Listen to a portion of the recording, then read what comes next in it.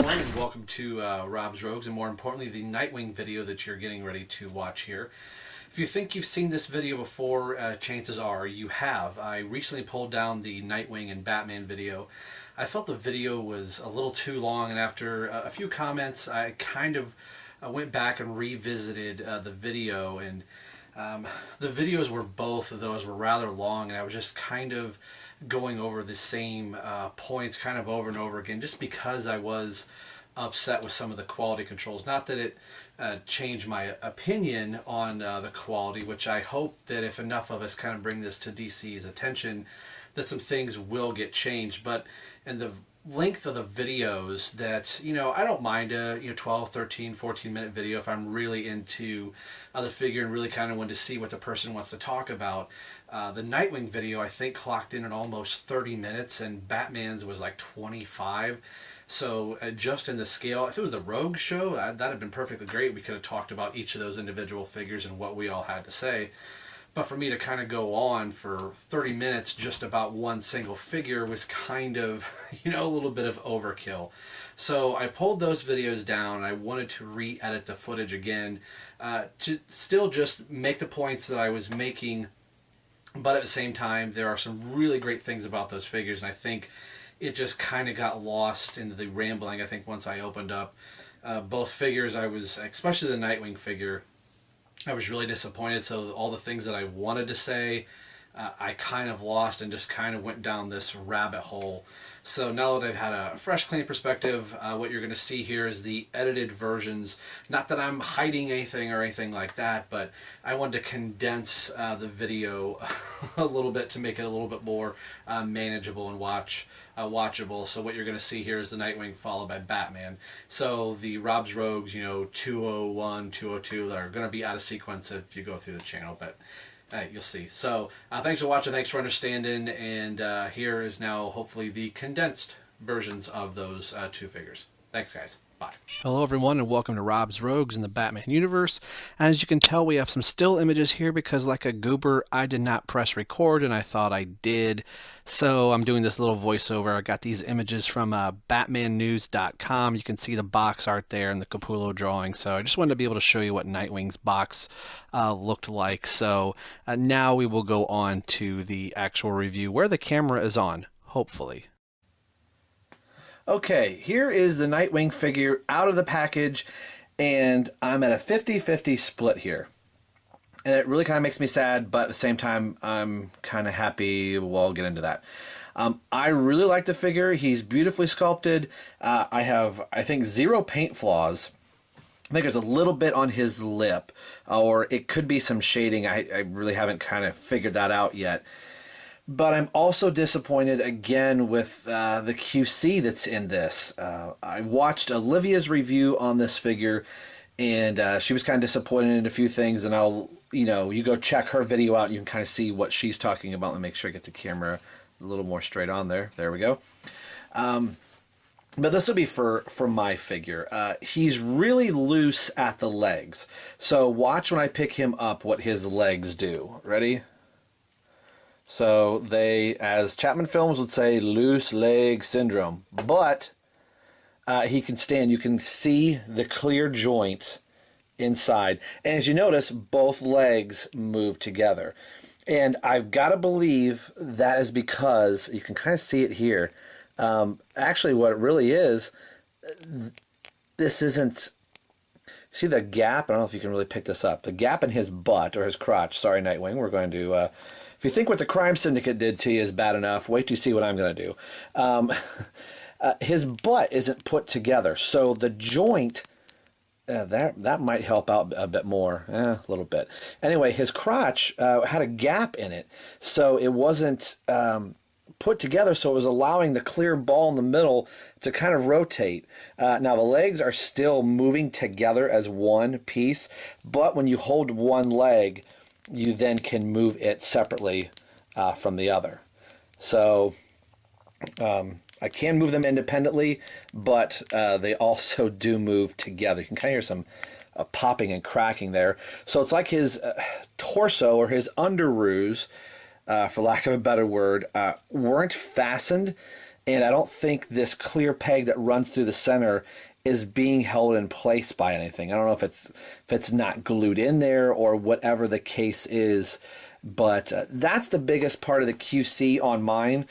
At first, the other major QC, there's a little bit of imperfection right here at the thigh. You kind of see some paint smudge there, which it's okay. I mean, it is what it is. We've said, nothing is ever going to be 100%. I mean, I would like to think everything is, but a sandwich you buy at McDonald's doesn't always look like what the ad does. But anyway, the other QC I had was this thigh would not move. It was kind of one of those, like if you're turning something, you can kind of feel like, I think this thing is going to break. That's how that felt. And I was just like, oh, screw it. I'm going to give it a try. And it finally loosened up. The ab crunch, we're just going through all the articulation kind of backwards here. The ab crunch was the other thing that Olivia had in hers that was frozen. So I was having to really play with it to get it to move. And I can now finally get it to obviously move here. Since we've kind of looked, we'll just do the articulation right now since I'm kind of turning and bending the figure. The head is on a really good ball joint. You can get him on some really nice tilts and pivots, and the head looks down quite a ways, which is really pretty good. I took some pictures where I had Damien in front of him as he's kind of looking down towards Damien. It doesn't go up too much at all, so it's almost in a straight position, or kind of looking forward. But that's fine. I'm okay with that. You do have an ab crunch that tilts him back a little bit, but it does go full 360. So the arms are on the standard, I guess, ball and socket that DC Collectible is using. So a little bit of oil there. With such a black figure, it's kind of hard to show some of the things, so I apologize for that. It does turn at the bicep, right there. Single bend at the elbow, and turns at the gauntlet, and also twists at the wrist and has a hinge at the wrist. So there's some really cool articulation going on here in this figure. The legs on mine both move forward together, but if you hold on to one leg, they can move independently back and forth, in and out a little bit. The clear joint doesn't seem to be wanting to pop off on this figure, so that's pretty good. And both legs. This one does go out a little bit farther. The left does go, or the right does go out farther than the left, but the upper thigh swivel. He does have a double jointed knee. This was the other one that was really, really tight, and bear with me, my fat hands here. So he can get the double jointed knee, which I thought was pretty cool, but it's really, really stiff. Turns at the boot. There's a boot swivel. This one is really tight. The right one does turn. I get to turn there. There we go. There's the right one. Hinge foot, and also swivel at the foot. It does come with two accessories. As you can see, his Eskrima sticks. They are black, and there are no markings whatsoever. I know it's a little small, but at the beginning of the New 52, he did have his Nightwing symbol on here, and after a while they kind of changed it to kind of make it look like the Arkham City Eskrima sticks. The only bad thing is there is nothing on the back for him to hold them in, as they should be here. Later on in the New 52, he was carrying him at his side, and the I guess the Justice League figure, I guess you can call it, that's going to be coming out of Nightwing, designed by Brett Booth. That is going to have a clip for his Eskrima sticks there. But the holes in his hand are made just big enough to hold his Eskrima sticks, so they're not going to come flying out. And I mean, this is how I'm going to pose him with it. One bit of articulation that I missed was the turn at the waist, and that's the only thing I have not... Oh my gosh, I can't turn it. Okay, as you can tell, it's supposed to turn there. You can probably hear popping and cracking. I can't get it to turn. So, yeah. Okay, so that's that. Now, in order to get him to stand, I got to squeeze his crotch back together and kind of put his legs in a little bit. We'll see, he really wants to fall there. Yeah. I am a little disappointed in this figure now that I've moved him around. Man, I really could get him to stand as I turn my camera here.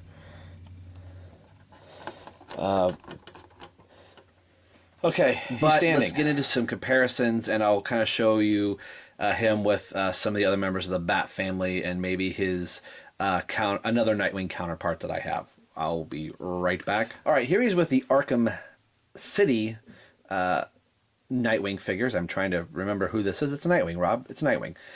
This was a Nightwing figure that I was really kind of raving about, so this is probably one of my favorite Nightwing figures that DC Collectibles, or even Mattel for that matter, has made. Seeing the two side by side, I'm really leaning towards liking this one. This Nightwing also has the same clear peg in there that I really didn't notice before because this one is done so well. It's actually being held in there. You probably can't see it, but inside there's another clear piece that kind of holds that rod together. This Nightwing obviously does have a spot for the Scream Sticks. It'd be really cool to give this Nightwing these Scream Sticks, but there's no way he can hold on to them because his hands aren't open. So like this one is, you can kind of pull the hands apart and push the middle piece through.